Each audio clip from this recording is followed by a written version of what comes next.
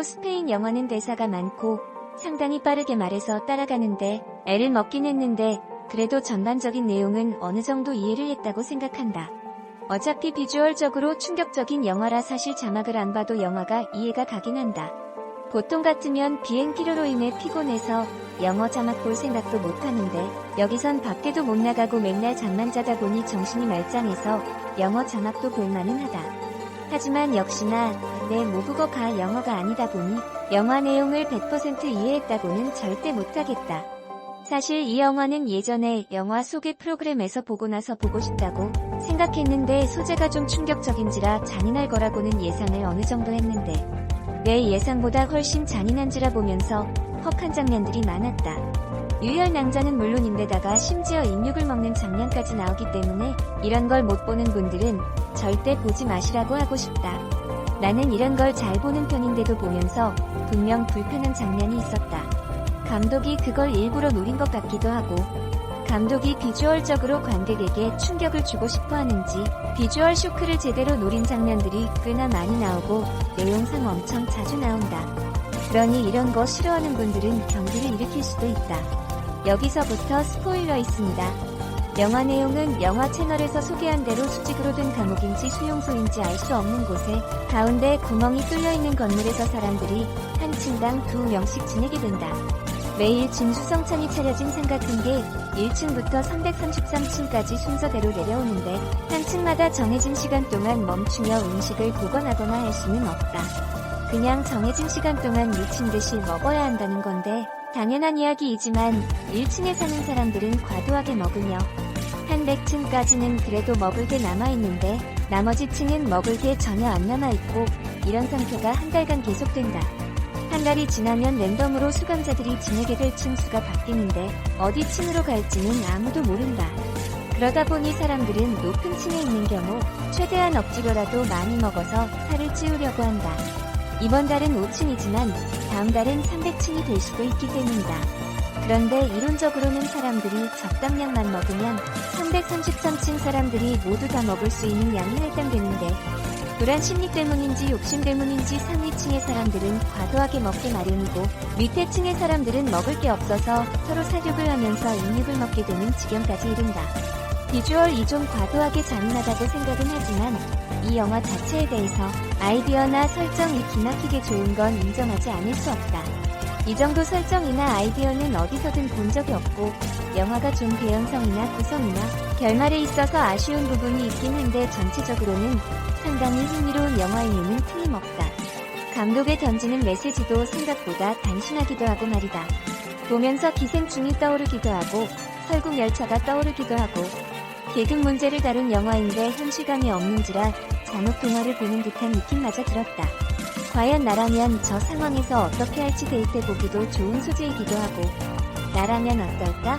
아마 나 역시 상위층에 있는 달은 미친듯이 먹고 밑에 층에 있다면 누군가를 죽여서라도 살아남으려고 할까? 기생충에서도 보면 오히려 중간 계급 밑에 사람들이 서로 살아남으려고 아우성을 치는 모습을 볼 수 있다. 그들은 삶의 문제가 너무 산적해 있어서 이성적으로 생각한다거나 연대에서 모두가 다 살아남아야 한다거나 하는 생각 자체를 할 여유가 없다. 당장 오늘 내일 굶어 죽지 않으려고 노력해야 하는 현실이기 때문이다. 그래서 나는 이 영화에서 먹을 것을 저장하면 죽음에 이르게 하는 설정 역시 좋았다. 이런 서민들은 미래를 대비할 수 있는 저축 역시 불가능한 일이기 때문이다. 부를 저축하고 축적한다는 건 이제 상류층이 아니면 할 수 없다. 서민층은 이제 자기 몸 누일집 한 채 못 사는 실정 아닌가. 그리고 그런 상태가 너무 오래 지속되어 오고 있는 점 역시 큰 문제라고 할 수 있다. 영화에서 이런 감옥을 만든 게 누군지 알지 못하는 것처럼 우리도 이러한 시스템을 만든 시스템 자체를 표면적으로는 알지 못한다. 물리적으로 존재하지 않는 그 무언가가 우리를 잠식하고 우리의 미래를 갉아먹는다. 어디에다가 하소연해야 할지도 모르겠다. 그게 바로 시스템이 영리한 점이 아닐까? 부자들이 그 시스템을 깨기 싫어하는 점도 이해가 가고 아주 정교하게 시스템을 직조한 건 역시 충분히 이해가 간다. 초반에 서민들은 드라마에서 재벌들과 결혼하는 모습을 보면서 달콤한 동화를 혼자 침 흘리며 쓰기도 했었는데 그게 얼마나 부질없는 짓인지 깨닫고 난 뒤에는 그런 모습을 이제 드라마에서는 찾아볼 수 없게 되었다. 재벌과 결혼하는 평민이라는 설정이 얼마나 거지 같은지 사람들은 이미 알 만큼 알았기 때문이다. 그게 얼마나 불가능하고 이루기 어려운 꿈인지도 말이다. 도대체 어디서부터 잘못되었고 서민들은 왜 서로 못 잡아먹어 안달일까? 우리가 싸워야 할 대상은 같은 서민이 아니고 나보다 조금 잘 살고 조금 못 사는 집단이 아님에도 우리는 서로 주구장창 욕하면서 비난하고 힐난하고 서로의 육신을 물어뜯으면서 하루하루를 버틴다. 버티는 거라고밖에는 표현할 수 없는 삶에 내던져진 사람들이 너무 많은 요즘이다. 나는 그래서 요즘 코로나 바이러스 자체보다는 코로나 바이러스 이후 피폐해진 현실에 적응해 나갈 우리가 더 걱정이 된다.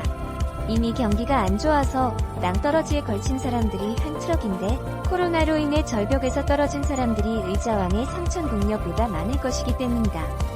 서로 연대하고 시스템 자체를 바꿔야 하는데 그러기에 우리는 너무 늦은 걸까?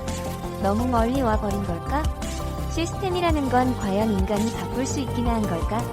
시스템의 실체라는 것도 허구가 아닐까? 우리가 아이폰을 만든 애플을 회사라고 부르지만 정작 애플이라는 회사의 실체는 잡을 수 없는 것처럼 말이다. 이 영화는 이러한 현실을 꽤나 적나라하고 잔인하게 보여준다. 일일이 묘사하기가 좀 힘들 정도로 잔인해서 이런 걸 잘 보는 나도 흠칫한 장면들이 꽤 있었다. 하지만 이게 엄연한 현실이고 여기에서 벗어날 확률이 아주 낮다 보니 이게 엄청 비현실적으로는 다가오지 않았다. 어차피 현실은 시궁창이니까. 특히나 돈이 없는 사람들에게는 영화에서는 마지막 희망이라고 어린 소녀를 위로 올려보낸다. 그들에게 메시지를 전달하기 위해서 말이다. 여기서 그들이 무엇인지는 정확히 나오진 않지만 이런 시스템을 만든 이 사람들을 말하는 거 아니었을까? 어린아이는 희망을 말하는 거일 테고 제발 동정심과 상식을 가진 채 우리를 바라봐 달라고 애원하는 거 아닐까? 윗분들이 과연 동할지는 모를 일이지만 내 생각은 글쎄요 올시다. 제3세계에서 어린아이들이 굶어 죽고 폭탄을 맞아도 꿈쩍하지 않는 그들 아닌가. 그들에게 큰 기대를 해서 무엇하겠나. 연대를 해서 싸우는 길 말고는 다른 길은 없어 보인다. 그래서 이 영화는 보면서도 참 슬프고 답답하다. 마치 작금의 우리 현실을 잔혹 동화 형식을 빌려서 보는 것 같으므로 마치 내 살을 갉아먹는 것 같다. 그래서 무섭고 슬프다.